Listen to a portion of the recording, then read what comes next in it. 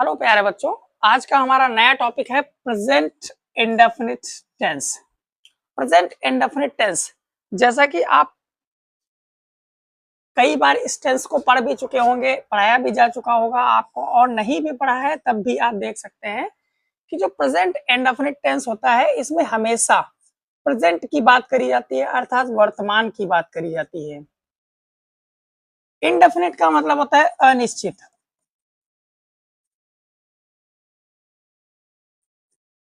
अनिश्चित तो वर्तमान की बात करी जाएगी और अनिश्चित काल की बात करी जाएगी। टेंस का मतलब होता है समय या काल। तो अनिश्चित काल की बात करी जाएगी, अर्थात अनिश्चित समय की बात करी जाएगी, जिसके बारे में हमें कोई बिल्कुल सटीक जानकारी नहीं होगी, वो अनिश्चित होगा। तो वर्तमान की बात करी जाएगी और अनिश्चित की बात करी जाएगी। ऐसे समय की बात करी जब जाए तब, और ऐसे ही एक्शन की बात करी जाएगी तभी ये प्रेजेंट इंडेफिनिट टेंस होगा। तो सबसे पहले किसी टेंस को पढ़ने के लिए हमें उसकी पहचान की जरूरत होती है कि इसकी पहचान क्या होती है।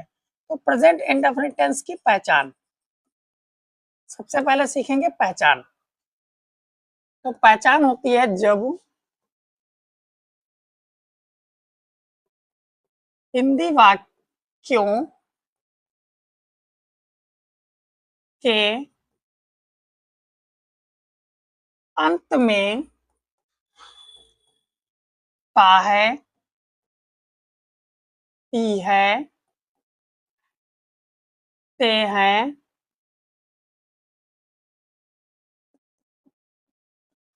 आदि शब्द लगे हों।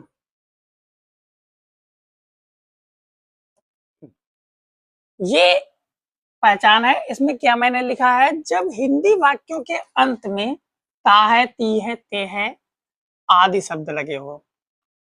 मात्र इसकी पहचान है किसी भी सेंटेंस में ता, ती, ते और उसके साथ में है लगा होगा, और एक चीज लिखी होगी, इसमें हर हालत में ये जो ता, ती, ते होगा वो क्रिया के साथ आएगा।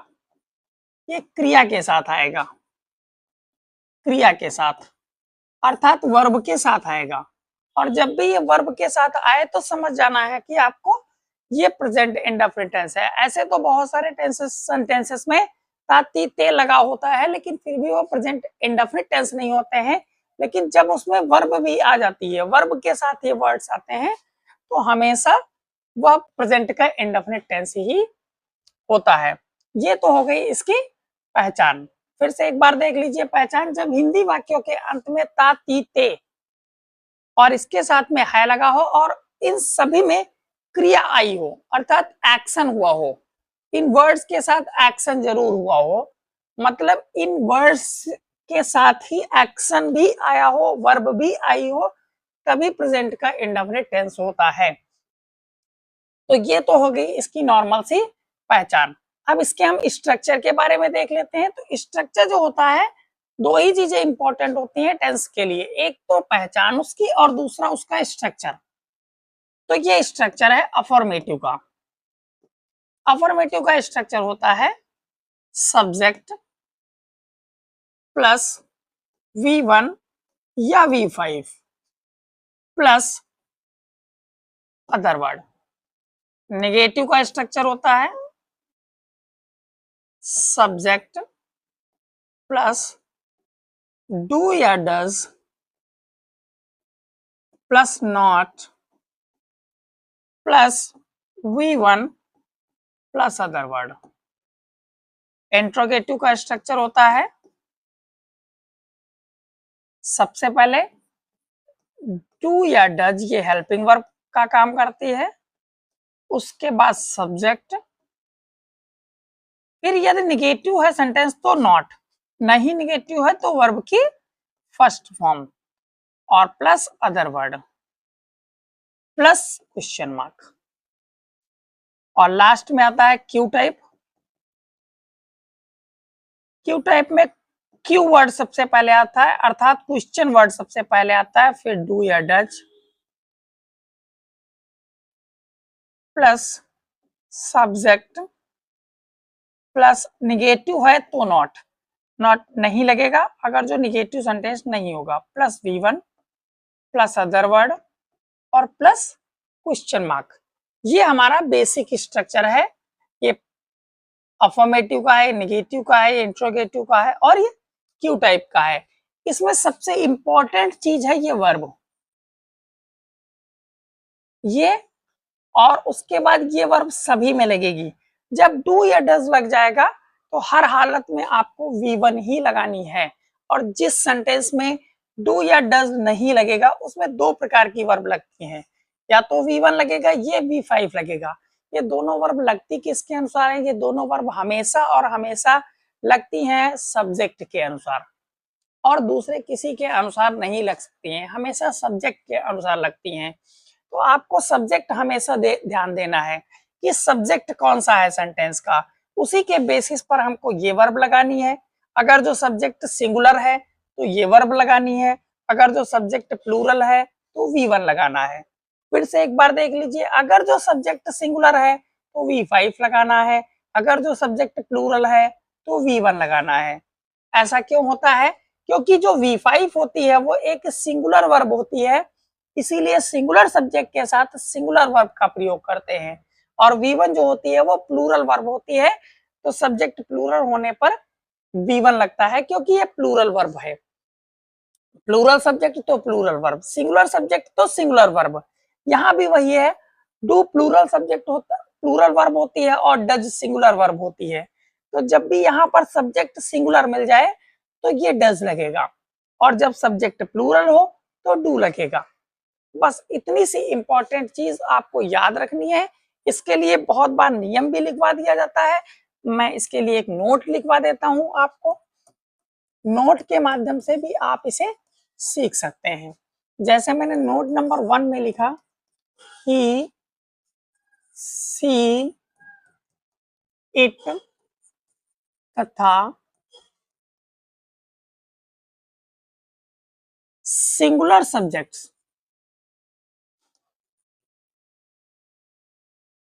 के साथ V5, जिसे हम कहते हैं वर्ब की फर्स्ट फॉर्म प्लस यस या ईएस, जिसे हम सिंगुलर वर्ब भी कहते हैं, इसे हम कहते हैं सिंगुलर वर्ब। सिंगुलर वर्ब का प्रयोग करते हैं तथा इन्हीं सब्जेक्ट्स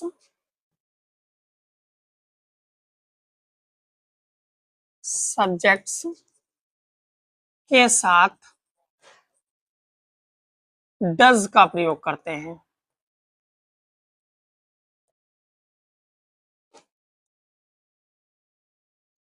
और नोट नंबर 2, नोट नंबर 2 क्या कहता है? आई यू वी दे तथा प्लूरल सब्जेक्ट्स के साथ वर्ब की फर्स्ट फॉर्म का प्रयोग करते हैं, प्रयोग करते हैं, का प्रयोग करते हैं और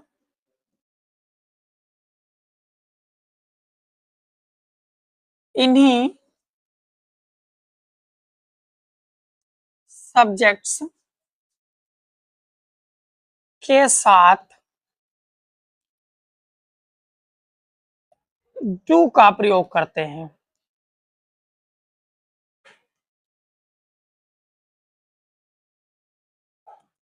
अर्थात हम कह सकते हैं कि यदि सब्जेक्ट सिंगुलर है, ही सी इट, यह सिंगुलर, ये भी प्रोनाउन जो है ये सिंगुलर प्रोनाउन माने जाते हैं।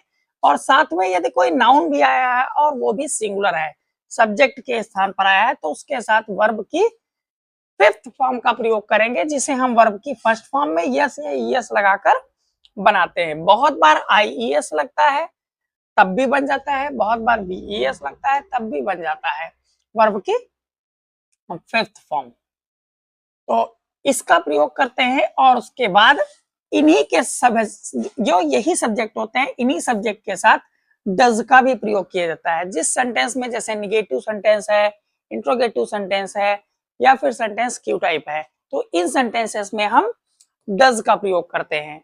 और अफर्मेटिव सेंटेंस में वर्ब की फिफ्थ फॉर्म का प्रयोग करते हैं, जिसे हम सिंगुलर वर्ब कहते हैं। ये सिंगुलर वर्ब होती है, हमेशा ये याद रखना, ये सिंगुलर वर्ब होती है। क्यों सिंगुलर वर्ब होती है? तो जब भी वर्ब का जो सिस्टम होता है वो वर्ब के अकॉर्डिंग टू ही इसे हम सिंगुलर कहते हैं। जब भी वर्ब जो होती है वो हमेशा फर्स्ट फॉर्म होती है, वो प्लूरल फॉर्म होती है और उसे सिंगुलर बनाया जाता है और यस या यस लगाकर हम उसे सिंगुलर बनाते हैं। जबकि नाउन के साथ ऐसा नहीं होता है। जब नाउन होता है तो उस नाउन को सिंगुलर बनाने के लिए हमें कुछ नहीं करना होता है, वो नाउन ऑलरेडी सिंगुलर होता है। वैसे ही वर्ब हमेशा प्लूरल होती है और नाउन हमेशा सिंगुलर होता है। नाउन को प्लूरल बनाना होता है तो हमें यस या यस लगाना पड़ता है और जब वर्ब को सिंगुलर बनाना होता है तब हमें यस या यस लगाना होता है। नाउन को प्लूरल बनाने के लिए हमें यस या यस लगाना होता है और वर्ब को सिंगुलर बनाने के लिए हमें यस या यस लगाना होता है। तो ये चीज आपको बहुत अच्छे से देख लेनी है। जब ना समझ में आए तो आप इसे रिपीट भी कर सकते हैं। फिर से मैं एक बार दोहरा देता हूं कि वर्ब को सिंगुलर बनाने के लिए हम यस या यस का प्रयोग करते हैं और सब नाउन को प्लूरल बनाने के लिए हम यस या यस का प्रयोग करते हैं। ये दो चीजें आपको बहुत ही क्लियर समझ में आ जानी चाहिए। अगर जो हम दूसरे नियम की बात करें तो आई, यू, वी, दे, ये सब के सब प्लूरल प्रोनाउन है तथा इन्हीं के प्लूरल सब्जेक्ट के साथ आती है वर्ब की फर्स्ट फॉर्म। वर्ब की फर्स्ट फॉर्म जो कि एक प्लूरल वर्ब की फॉर्म होती है। क्योंकि ये सब के सब प्लूरल सब्जेक्ट्स होते हैं इसीलिए इसके साथ आने वाली वर्ब भी प्लूरल होती है। अगर जो आपसे कोई पूछता है आप यहाँ पर वर्ब की फर्स्ट फॉर्म क्यों लगाते हैं, तो आप सिंपल से बता सकते हैं क्योंकि सब्जेक्ट प्लूरल है तो प्लूरल सब्जेक्ट के साथ हमेशा प्लूरल वर्ब का ही प्रयोग करेंगे। और यहाँ पर अगर जो आपसे कोई पूछता है कि वर्ब की फर्स्ट फॉर्म में यस या यस क्यों जोड़ते हो, तो आप सिंपल से उसे बता सकते हैं कि किसी भी वर्ब को सिंगुलर बनाने के लिए उसे यस या यस लगाना पड़ता है उस वर्ब में, तभी वो वर्ब सिंगुलर बनती है। और ही, सी, इट या ये सब्जेक्ट जो है ये सिंगुलर होते हैं तो सिंगुलर सब्जेक्ट के साथ हमेशा सिंगुलर वर्ब आती है। ये दोनों चीजें याद रखना है, सिंगुलर वर्ब के साथ सिंगुलर सब्जेक्ट के साथ सिंगुलर वर्ब, प्लूरल वर्ब के साथ प्लूरल सब्जेक्ट के साथ प्लूरल वर्ब। ये दोनों आपको नियम अपोजिट और सिंपल तरीके से दोनों तरीके से आपको सीख लेने हैं और जितना अच्छे से ये दोनों नियम आपको पता होंगे उतना ही अच्छे से आप इनका प्रयोग भी कर पाएंगे।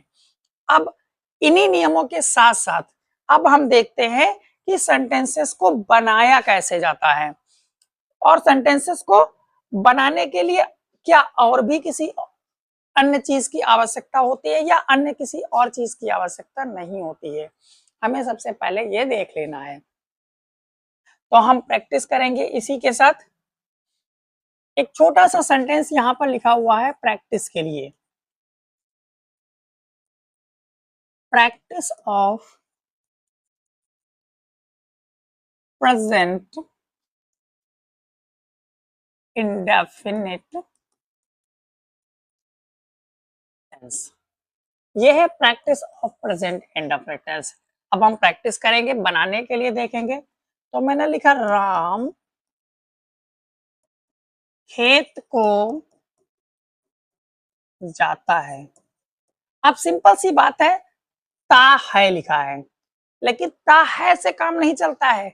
हमको देखना होता है क्या किसी इस सेंटेंस में एक्शन हो रहा है, तो एक्शन हो रहा है जाना। देखो ता है तो लगा है, लेकिन ता किसके साथ लगा है, जाना के साथ लगा है। जाना के साथ लगा अर्थात क्रिया के साथ लगा है, एक्शन हो रहा है। तो जब भी एक्शन हो रहा होगा, यहाँ पर एक्शन हो रहा होगा तभी प्रेजेंट का इंडेफिनिट टेंस होगा। और प्रेजेंट का इंडेफिनिट टेंस तो हमने पहचान लिया। अब हम इसे बनाएंगे तो सबसे पहले ये देखना है कि ये सेंटेंस किस कैटेगरी का है। राम खेत को जाता है, सिंपल से बात को स्वीकार किया गया है और जब भी कभी बात को स्वीकार किया जाता है तो हमेशा स्वीकारात्मक वाक्य होता है, अर्थात अफर्मेटिव वाक्य होता है, क्योंकि अफर्मेटिव का मतलब ही होता है स्वीकारात्मक, स्वीकार करने वाली चीज, तो जिसे हम स्वीकार करते हैं, तो ये अफर्मेटिव सेंटेंस है। और जब भी सेंटेंस अफर्मेटिव होता है तो सबसे पहले हम लगाते हैं सब्जेक्ट, और सब्जेक्ट के साथ लगाते हैं वर्ब की फर्स्ट फॉर्म या फिफ्थ फॉर्म, और फिर लगाते हैं अदर वर्ड। ये स्ट्रक्चर हम इसलिए लिख देते हैं ताकि बच्चों को ये कंफ्यूजन ना रहे कि हम कहां पर कौन सी चीज इन फ्यूचर लगाएंगे। जब भी आप सेल्फ प्रैक्टिस करेंगे तो उसमें ये चीज बहुत मदद करेगी। 2-4 बार आप भी अपने सेंटेंस को बनाते समय स्ट्रक्चर लिख लें, और जब स्ट्रक्चर लिख लेंगे तो आपको बनाना बहुत आसान होगा सेंटेंस को। तो राम खेत को जाता है, कौन जाता है? राम। मैंने सबसे पहले लिख दिया राम, ये तो हो गया हमारा सब्जेक्ट। कौन जाता है? राम जाता है, तो सब्जेक्ट हो गया हमारा। सिंपल सी बात है, कौन पूछ लीजिए आप वर्ब से तो हमेशा आपको सब्जेक्ट मिल जाएगा। तो सब्जेक्ट मिल गया तो हमने लिख दिया सब्जेक्ट। उसके बाद चाहिए वर्ब की फर्स्ट फॉर्म या फिफ्थ फॉर्म। अब हमें ये देखना होता है कि ये जो सब्जेक्ट है, हमने जो सब्जेक्ट लगाया वो सिंगुलर है या प्लूरल है। यहीं पर सबसे इंपॉर्टेंट चीज होती है। बच्चों को यहाँ पर बहुत ज्यादा कंफ्यूजन होता है कि ये सब्जेक्ट के साथ इन दोनों में से कौन सी वर्ब लगा दें। तो कभी कोई कंफ्यूजन नहीं होना चाहिए। सब्जेक्ट अगर जो सिंगुलर है, तो अब भी मैंने बताया है कि सब्जेक्ट सिंगुलर है तो वर्ब भी सिंगुलर लगेगी, वर्ब की फिफ्थ फॉर्म। तो गो की, जाना, गो होता है, ये सिंगुलर वर्ब नहीं है अभी तक, अभी ये प्लूरल वर्ब है, इसे हमें सिंगुलर बनाना होता है। तो जब भी किसी वर्ब के अंत में ओ लगा हो तो हमेशा ईएस लगा देना। केवल ओ से काम नहीं चलता है, ओ लगाओ, एस लिखाओ, एस एस लिखाओ, एस एच लिखाओ, सी एच लिखाओ, एक्स लिखाओ, जेड लिखाओ। अगर जो ये इतनी चीजें लिखी हैं तो हमेशा उनके साथ आपको ई एस लगाना है, और ई एस लगाकर उस वर्ब को सिंगुलर बनाया जा सकता है बड़ी आसानी से। तो हमने यहाँ पर लगा दिया राम गोस। अभी बचा अदर वर्ड। तो राम जाता तो है लेकिन कहाँ को जाता है? खेत को। ये हमारा अदर वर्ड है, टू द फील्ड। ये आपका सेंटेंस बन गया। इसी प्रकार से एक और सेंटेंस देख लेते हैं।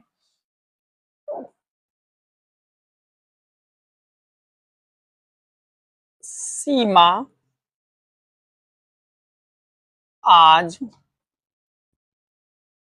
खाना नहीं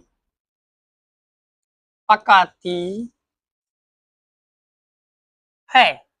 सीमा आज खाना नहीं पकाती है, यहां भी बात को कहा गया है, लेकिन यहां पर बात जब कही गई है तो उसमें नकारात्मक बना दिया गया है उसे। नकारात्मक अर्थात निगेटिव वर्ड का प्रयोग किया गया है।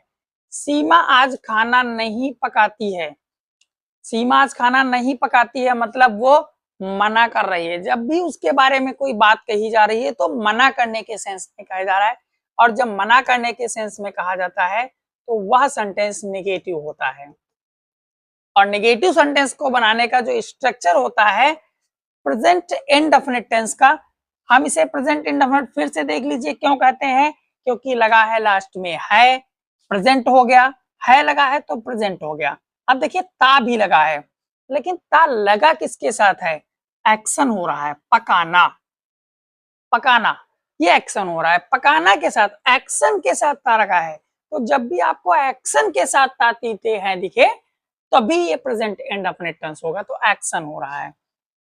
तो हम इसका स्ट्रक्चर लिख देते हैं। सबसे पहले सब्जेक्ट लगेगा, फिर डू या डज, इनमें से एक चीज लगेगी, उसके बाद नॉट लगेगा, और फिर वर्ब की वी फर्स्ट फॉर्म लगेगी, उसके बाद अदर वर्ड लगेंगे। ये इतनी चीजें हमको जरूरत है। सबसे पहले क्या जरूरत है? हमें सब्जेक्ट की जरूरत है।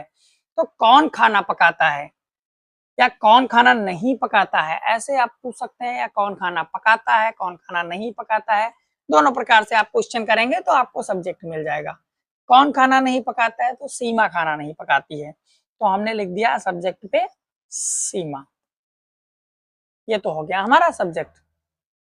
सीमा की स्पेलिंग आप ऐसे भी लिख सकते हैं और आप चाहें तो ऐसे भी लिख सकते हैं। बहुत लोग होते हैं जो सीमा की स्पेलिंग ऐसे लिखते हैं, बहुत लोग जो होते हैं ऐसे लिखते हैं। तो जो आपको समझ में आए वो आप लिख सकते हैं, दोनों करेक्ट होती हैं। बस इन दोनों के एक्सेंट का अंतर है, एक अमेरिकन एक्सेंट में है और एक इंग्लिश एक्सेंट में है, यानी कि इंग्लैंड के एक्सेंट में है, और कोई विशेष अंतर नहीं है इसमें।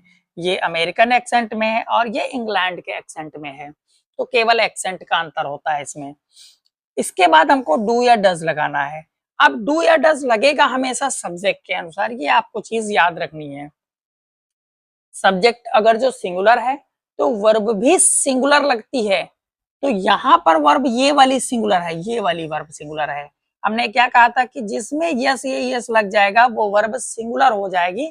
तो यहाँ इस सब्जेक्ट सिंगुलर के साथ डज लगेगा, क्योंकि ये सिंगुलर सब्जेक्ट है, वर्ब है, क्योंकि ये सिंगुलर वर्ब है, इसी के लिए इसके साथ डज लग जाएगा। डज के साथ नॉट भी लग जाएगा, नॉट लगा दिया। वर्ब की फर्स्ट फॉर्म पकाना, पकाना की मीनिंग होती है कुक। अब ये बन गया हमारा सेंटेंस, ये बन गया। अब बचा कितना, इतना पार्ट बचा। तो कुक कर रही है, लेकिन क्या कुक कर रही है, तो खाना कुक कर रही है, इसलिए यहाँ पर लगा देंगे हम फूड। अभी अदर वर्ड का इतना ही हिस्सा हमने लिखा है, अभी क्या और भी कोई अदर वर्ड का हिस्सा बच गया, जी हाँ आज बच गया है, तो आज के लिए टुडे लगा देंगे। तो इस प्रकार से आप बहुत ही आसानी से सेंटेंसेस को ट्रांसलेट कर दे सकते हैं। और सेंटेंसेस देखते हैं। क्या वह मेरा काम नहीं करता है। अब जब हम यहाँ पर देखेंगे तो एक इंट्रोगेटिव सेंटेंस है। इस इंट्रोगेटिव सेंटेंस को बनाने के लिए सबसे पहले हम स्ट्रक्चर देख लेते हैं। तो स्ट्रक्चर इसका क्या होता है, सबसे पहले लगाते हैं हम, इस स्ट्रक्चर में सबसे पहले लगाते हैं डू या डज, इसके बाद सब्जेक्ट, और अगर जो सेंटेंस निगेटिव है तो नॉट, इसके बाद V1, इसके बाद अदर वर्ड, और फिर क्वेश्चन मार्क। ये हमारा इसका स्ट्रक्चर है।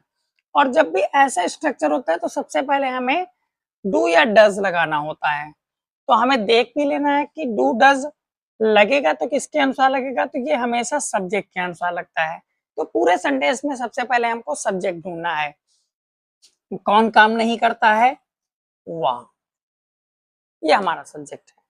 कौन काम नहीं करता है, वह नहीं काम करता है, तो हमने सब्जेक्ट पे लिख दिया ही। अब ही चूंकि एक सिंगुलर सब्जेक्ट है, इसलिए वर्ब भी जो लगेगी वो सिंगुलर लगेगी, अर्थात डज लगेगा। तो मैंने सबसे पहले लिखा है सब्जेक्ट, इंट्रोगेटिव सेंटेंस होने के बावजूद भी मैंने सबसे पहले लिखा है सब्जेक्ट, उसके बाद मैंने लगाया है डू या डज में से वर्ब। आप भी ऐसा कर सकते हैं ताकि कोई गलती ना करें आप, और इन फ्यूचर आपका सब कुछ सही बने।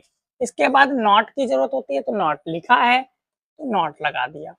इसके बाद V1 की जरूरत होती है, काम करना, लेकिन काम तो करना है, और लेकिन काम के साथ एक और वर्ड है मेरा काम। तो ये मेरा काम है, तो इसके लिए हम माई वर्क लगाएंगे।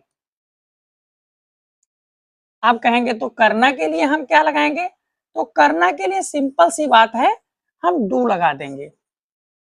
ये वर्ब की फर्स्ट फॉर्म हो गई। तो इस प्रकार से आप सेंटेंस बनाएंगे तो कोई गलती नहीं करेंगे, और क्वेश्चन मार्क लगा देंगे लास्ट में। ये सेंटेंस कंप्लीट हो गया। Does he not do my work. इस प्रकार से आप सेंटेंस को बड़ी आसानी से बना सकते हैं। एक और सेंटेंस देख लेते हैं। मैंने लिखा वे मैदान में क्या करते हैं। वे मैदान में क्या करते हैं। देखिए जैसे हमने सेंटेंस को पढ़ा, एक वर्ड को सर्कल इसलिए किया क्योंकि ये क्या क्वेश्चन पूछ रहा है, और जब भी सेंटेंस में क्वेश्चन पूछा जाएगा तो क्वेश्चन दो तरीके से पूछा जाता है, एक शुरुआत में क्या लगाकर, और एक बीच में कब क्यों क्या कैसे कहां आदि वर्ड का प्रयोग करके हम क्वेश्चन का निर्माण करते हैं। तो दो प्रकार के क्वेश्चन होते हैं, एक तो क्या शुरुआत में जब आता है, और एक वही क्या, कब, कैसे, कहाँ, क्यों आदि वर्ड जब आते हैं बीच में सेंटेंस के। तो दोनों प्रकार से एक क्वेश्चन का निर्माण होता है, लेकिन जब ये वर्ड्स बीच में आते हैं तो वो सेंटेंस हमेशा क्यू टाइप होता है। तो जो क्यू टाइप का स्ट्रक्चर होता है उसमें सबसे पहले क्वेश्चन वर्ड आता है, देन आफ्टर डू या डज आता है, उसके बाद सब्जेक्ट आता है, और अगर जो सेंटेंस निगेटिव है तो नॉट भी लगेगा, और उसके बाद वर्ब की फर्स्ट फॉर्म, फिर अदर वर्ड, और फिर क्वेश्चन मार्क। ये सिंपल सा स्ट्रक्चर होता है। हम स्ट्रक्चर हर बार इसीलिए लिख रहे हैं ताकि आपको सेंटेंस को समझने में किसी भी प्रकार की कोई समस्या ना आए आगे चलकर, और आप सेंटेंस के को बनाते समय 2-4 बार आप भी स्ट्रक्चर को लिखें, जिससे आपकी अच्छी खासी प्रैक्टिस हो जाए और आपसे सेंटेंस बहुत अच्छे से बनने लगे। वे मैदान में क्या करते हैं, क्या, ये है क्वेश्चन वर्ड। तो इसी क्वेश्चन वर्ड की अंग्रेजी सबसे पहले लिखेंगे व्हाट। देखिए मैंने यहाँ पर क्या की अंग्रेजी व्हाट लिखी है, जबकि ऊपर क्या की अंग्रेजी मैंने नहीं लिखी थी। क्यों नहीं लिखी थी?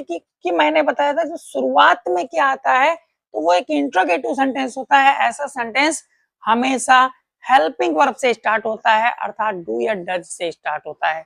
लेकिन जब वही क्या सेंटेंस के मध्य में आ जाता है तो हमेशा क्वेश्चन वर्ड से स्टार्ट होता है। तो सबसे पहले हम क्वेश्चन वर्ड लिख देंगे। अब हमको लिखना वही चीज है सब्जेक्ट, क्योंकि सब्जेक्ट के अनुसार डू या डज लगेगा। तो सब्जेक्ट हम सबसे पहले ढूंढेंगे। कौन काम करता है मैदान में? वे, ये हमारा सब्जेक्ट है। वे, और वे जो वर्ड होता है इसके लिए हम दे लिखते हैं, और जब ये दे लिखेंगे तो आपको सिंपल सी पता है कि दे एक प्लूरल सब्जेक्ट है। अभी ऊपर मैंने जब नियम पढ़ाया था तो उसमें लिखा भी था कि आई यू वी दे, इनके साथ हम डू का प्रयोग करते हैं क्योंकि ये प्लूरल सब्जेक्ट्स होते हैं। तो प्लूरल सब्जेक्ट के साथ प्लूरल वर्ब। इसके बाद नॉट देखेंगे, पूरे सेंटेंस में नॉट है या नहीं है, तो नहीं है तो नॉट नहीं लगाएंगे, V1 लगा देंगे। करना, करना, करना के लिए डू वर्ड का प्रयोग करते हैं, और कुछ है नहीं तो डू लगा देंगे। अभी बचा का मैदान में, कहाँ काम कर रहे हैं तो मैदान में, ये हो गया other word. In the ground, ये आपका सेंटेंस बनकर तैयार हो गया। इस प्रकार से आप किसी भी सेंटेंस को आसानी से बना सकते हैं। एक सेंटेंस में इसका जो कंफ्यूजिंग वाला होता है सबसे ज्यादा, वो मैं और लिखता हूं आपके लिए। यहां पर बच्चे अक्सर कंफ्यूज होते हैं। ये सेंटेंस नंबर 5 है। अब खाना कौन खाता है? अब खाना कौन खाता है? देखिए क्वेश्चन पूछा गया है, कौन खाता है, कौन खाता है क्वेश्चन पूछा गया है। और जब भी क्वेश्चन पूछा जाता है तो हमें इंट्रोगेटिव का स्ट्रक्चर ही फॉलो करना होता है, और इंट्रोगेटिव का स्ट्रक्चर हमने पीछे लिख रखा है। लेकिन इस सेंटेंस में वो इंट्रोगेटिव का स्ट्रक्चर नहीं फॉलो करेगा। क्यों नहीं फॉलो करेगा? क्योंकि यही तो रियल टेस्ट होता है बच्चों का और टीचर्स का, कि इस सेंटेंस को किस प्रकार से टीचर्स बच्चों को समझाएं, तो ताकि बच्चों को समझ में आ जाए। वैसे रियल जो स्ट्रक्चर होता है इंट्रोगेटिव सेंटेंस का, उसमें सबसे पहले क्यू वर्ड लगता है, उसके बाद डू या डज लगता है, फिर लगता है सब्जेक्ट,